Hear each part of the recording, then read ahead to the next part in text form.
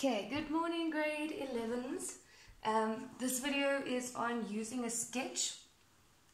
This is the stuff that we did last year about when they give you one piece of information and then a second piece of information, and then you need to choose your quadrants and make your sketch and then find the other stuff that they ask you to find from that sketch. Okay, so what's really important is that you understand that the most important question is which quadrant. Okay, remember they give you two pieces of information. That's your first, this is your second. Okay, so your first information gives you the first hint on which quadrant, and the second one gives you the second hint. Okay, so for your first piece of information, you always want to make sure that it's either sine, cos, or tan, depending what they give to you, is equal to a fraction. Okay, could be negative or it could be positive, but the point is you only want the cos, sine, or tan on that side, nothing else with it. Okay, so in this case they've already given it to us like that. So what you're going to do for this piece of information is you check the sign. So as you can see, that one is positive. So your first step is to go and draw your quadrant. Over here, and remember this is CAST. Over here, this is positive. So you're looking at all the possible quadrants where cos is positive. So cos is always positive in the first quadrant, and cos is always positive in the fourth quadrant. There the C is. Okay, but that gives us two options. We need one option. So that's when you go to your second piece of information.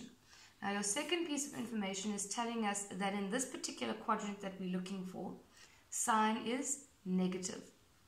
So between these two that you've already singled out, where is sine negative? It's not here because everything is always positive there. So it must be this one because only cos is positive here. So this is the quadrant that you're working in because both of these pieces of information told us that it was the fourth quadrant. Now your next step is to actually make your sketch. So you're going to draw a triangle. Now you need to remember that when you draw your triangle, it's always away from the origin and up towards your x-axis. Okay, so it's always right angled and away from origin up towards the x-axis. So if I were to draw it in any other quadrant, let's say for example I wanted to draw it in the first quadrant, it would be away and down to the x-axis.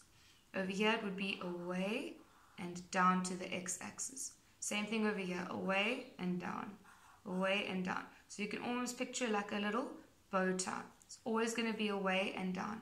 And then your angles here are all right angles. It all needs to be a right angle because it's trig. You can't work with sine, cos, and tan in a triangle that isn't right angled.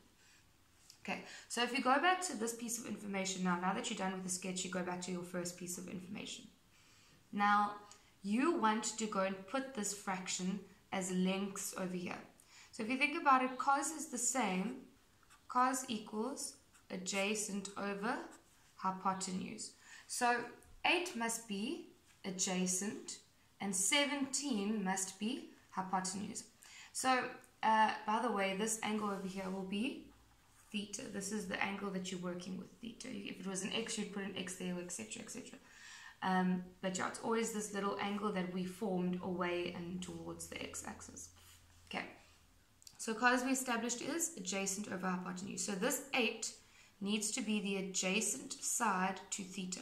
So remember, it's always the one that's next to it. That one's opposite, this one's adjacent, and this one is hypotenuse. Hypotenuse is always longest. So your 8 is going to be over there. It's going to be the adjacent side. Then over here, your 17 at the bottom is your hypotenuse. So clearly your 17 is going to go there by hypotenuse. So those are your two lengths. Now, a very important thing that you need to make sure of is negative and positives. So once you go fill in the lengths, you need to make doubly sure that it doesn't need to be changed to a negative. If you think about it, this over here is positive. X is positive on the side. 1, 2, 3, 4, 5, 6, 7, etc. Those are all positive numbers. So your 8 will remain positive. A hypotenuse will always be positive. Okay, it doesn't, so just remember, hypotenuse is always positive. Because if you think about it, in a right angle triangle, hypotenuse means side squared plus side squared. And if you square something, it always becomes positive. So yeah, the 17 will remain positive, and the 8 is just positive because it's on that side of the x-axis. Now, the missing side is this one over here. So what do you think we will use to get this over here? If it's a right angle triangle and we know the hypotenuse and the side, we're going to use Pythagoras. So we're missing a side. So side squared equals, let me try and write like this. Side squared equals hypotenuse minus side squared. Okay, so side squared is going to be, the hypotenuse here is 17. So it's 17 squared minus 8 squared. So side equals the square root of this whole thing. So side equals, this is getting weird. Okay, so side is going to be square root of 17 squared minus 8 squared, which gives us 15. Okay, so this missing length over here is going to be 15. But what did I say before about these lengths? You need to make sure that you write in the negative sign if it is negative. So if you think about it, this over here, this part of the y-axis, it's minus 1, minus 2, minus 3, minus 4. So this whole length must be negative. This point is negative 15. This is a positive 8 because on this side, x is positive. If I was looking at this one over here and my length was this would be negative because it's minus 1, minus 2, minus 3. You understand what I'm saying? And then over here, if I was looking at this y, this would be positive because this is 1, 2, 3, 4. Okay, so just make sure you get the signs. Okay, so now we have successfully drawn the sketch. Now we can finally get to what the actual question was. And this over here, find tan theta and find sine squared theta plus cos squared theta is the actual question. So to answer A, you now need to find tan theta. So now you just look at your triangle and you read it off exactly how you learned at the beginning of grade 10. Tan is going to be opposite over adjacent. So you're looking here. Theta opposite is negative 15 over. What is adjacent? 8. And that is your final answer for tan theta. Okay. B. You're looking for sine squared theta plus cos squared theta. So sine squared theta, whatever your fraction comes out to be, you'll just square it. So sine is opposite over hypotenuse. So it's, and you put it in a bracket, negative 15 over 17, because remember, when you square it, the whole thing needs to get squared, so that negative as well. Plus, and then we need to do the same with cos. So cos is adjacent, so it's 8 over 17 squared. And then that you're allowed to just work out on your calculator. So it's negative 15 over 17, close your bracket, squared, plus 8 over 17, close your bracket, squared, and that gives me 1, which you're going to learn later on that sine squared theta plus cos squared theta is always equal to 1. This is going to be an identity that you will learn. So take note of the fact that that does work out nicely to be 1. Okay, let's do another one. You guys can maybe just pause and write that down if you want to.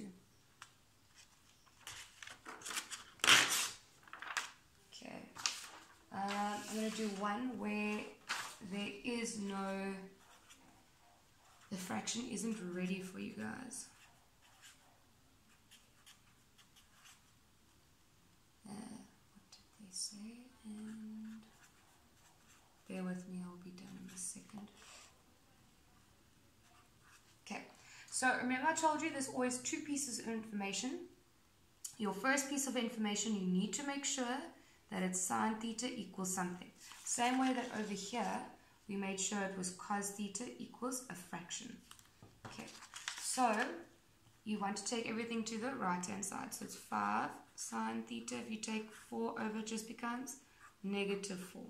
Then you want the 5 to go away, so it becomes sine theta equals negative 4 over 5. Okay, so please make sure that your first piece of information looks like that. Here is your second piece of information. Okay, so for this one over here, when we draw a quadrant, you are looking for where sign is clearly negative. So where is sign negative? Where the T is and where the C is. So it's 3 and 4. But now you still need to choose between these two quadrants. So if you look at cos theta is larger than naught, you're looking for where cos is positive. So that's clearly in the fourth quadrant because there's your C. Another one in the fourth quadrant. Okay, so remember, you draw away and towards the origin. And then you always have a right angle. This angle over here is just going to be your theta. Okay, so now you're looking for, and you can ignore the sign now. The sign only told you where to put it. You're looking at sign is adjacent over hypotenuse. So 4 is going to be adjacent. So 4 is over here. And then, oh no, sorry, not adjacent. We're looking at opposite over hypotenuse. I thought that was weird. Okay, and then over here, this will be 4 over hypotenuse is 5. That's the opposite over hypotenuse. Okay, if you look at this 4, where is it situated? It is where y is negative. That side would be where y is positive. So you need to go and draw in a negative sign. And then you need to go and work out this length over here. So again, side squared equals hypotenuse squared minus side squared. So side squared is the hypotenuse is 5 minus the other side is negative 4 squared. So side equals the square root of 5 squared minus negative 4 squared. So this is going to be 5 squared minus negative 4 squared. That gives me 3. Okay, so your missing one over here is 3. Now this over here is x positive or negative. X is positive, so I don't have to change that. So now my sketch is completed and I can go on to what they actually asked me. Now the actual question, I didn't write it down, was to find, I'll just make one up. Find tan theta plus sine squared theta. Okay, so now you're going to go and look back at your sketch. So tan is opposite, which is negative 4 over adjacent, which is 3. So you just read it off your sketch. Plus, if I'm squaring sine, I want to keep it in a bracket so that I square everything nicely. So sine is opposite, negative 4 over hypotenuse, which is 5. And then we square it, and then you can work it out. So it's negative 4 over 3 plus negative 4 over 5. Oops. Negative 4 over 3 plus negative 4 over 5 squared. And that gives me negative 52 over 75. And that is really all there is to it. If you want to write steps for yourself, okay, I would say number 1, ensure it's your first piece, your first info equals a fraction. So in other words, go and make sure that this is sine or cos or tan equals a fraction. Or just basically make sure there's only that on that side. 2, which quadrant? So remember, that is your process where you look at, oh sorry if I bumped the camera, your first piece of information, and you look at your second piece, and then you go and you make your tick and your star to decide which quadrant. Then 3rd, draw your sketch. And remember, that's always away and towards. Okay? Then 4th, this is becoming so impractical. 4th, you need to fill in your sides and then use path to find the missing one. Careful of signs. Remember I said you must check where on your quadrant are you working. So if you're working with a length here, y is clearly negative there. Okay, 5 fill in the side, use path. Okay, that was to find your missing side, and then complete the question. And that is just when you read off the sketch. Okay, cool. So that is an example where they don't give it to you in a fraction. Okay, I have one more to do with you guys. You can just pause and write that down if you want to. I know your concentration is probably going now, so just pause and go get tea if you need to. Alright, example 3 is one where they give you a letter, and then they also will give you extra info.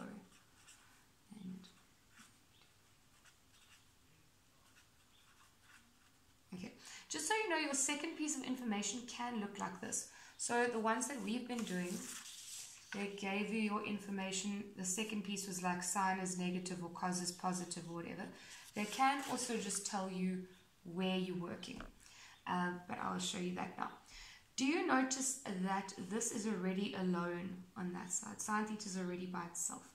So that piece of information is already ready. Even though this is not a fraction, we're going to make it a fraction. If I wanted to write 5 as a fraction, I would make it 5 over 1, correct? So if I want to make sine theta equals k a fraction, I'm just going to make it k over 1.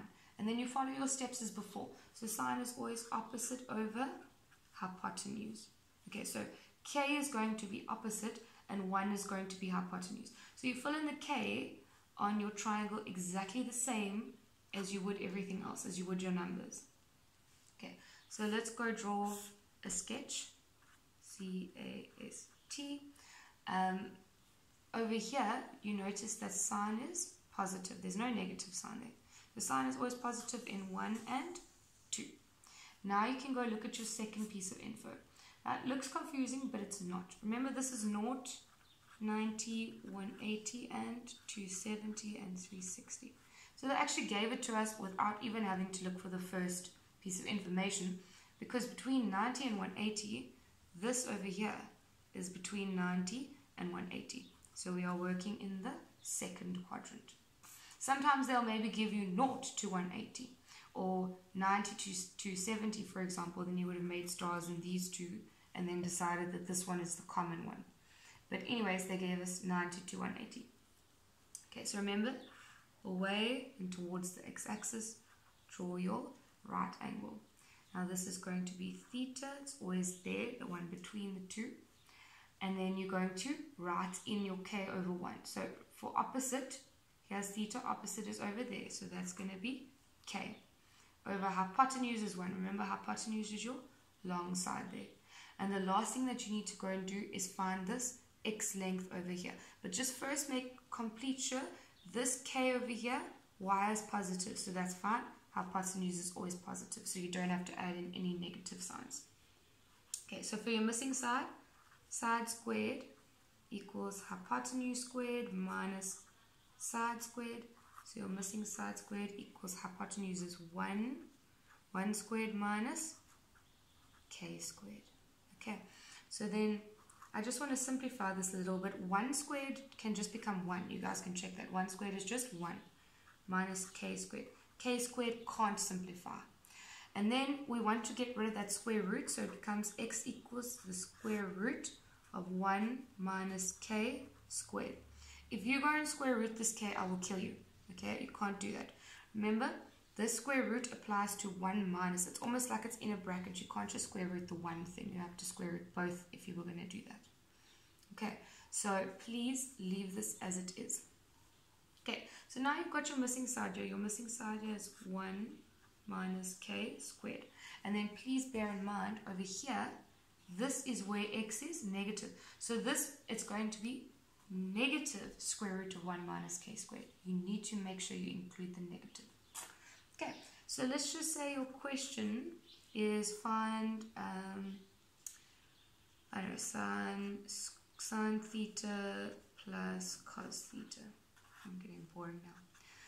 Sine theta is going to be opposite, which is k, over hypotenuse, which is 1, plus cos is going to be adjacent, which is negative square root of 1 minus k squared over hypotenuse, which is 1. Remember, anything over 1, it can just go away, so it becomes k. And then a plus and a minus will just make a minus. It becomes square root of 1 minus k squared. What if I asked you for tan squared theta? Okay, so tan is opposite, which is k, over adjacent, which is minus square root of 1 minus k squared. Now the whole thing we're going to square it. Remember, with squares you can do top squared and bottom squared. And if you're squaring a negative, that means this whole thing is just going to become positive. So this top will just become k squared. And what happens when you square root something that is being squared? Well, if you have these two, this combination of the square root and the square, it just removes it. So it becomes 1 minus k squared. And that's your final answer. Okay, guys, you can pause and you can go back and you can go over them again. I gave you the homework for this section in that document. I think it's page 141, exercise 3. And I'm going to give you the whole thing because this is quite important. So, yeah, good luck, guys. You can do your homework and then I will post the solutions. Although you've got it at the back of your textbook. So you can just check your own solutions.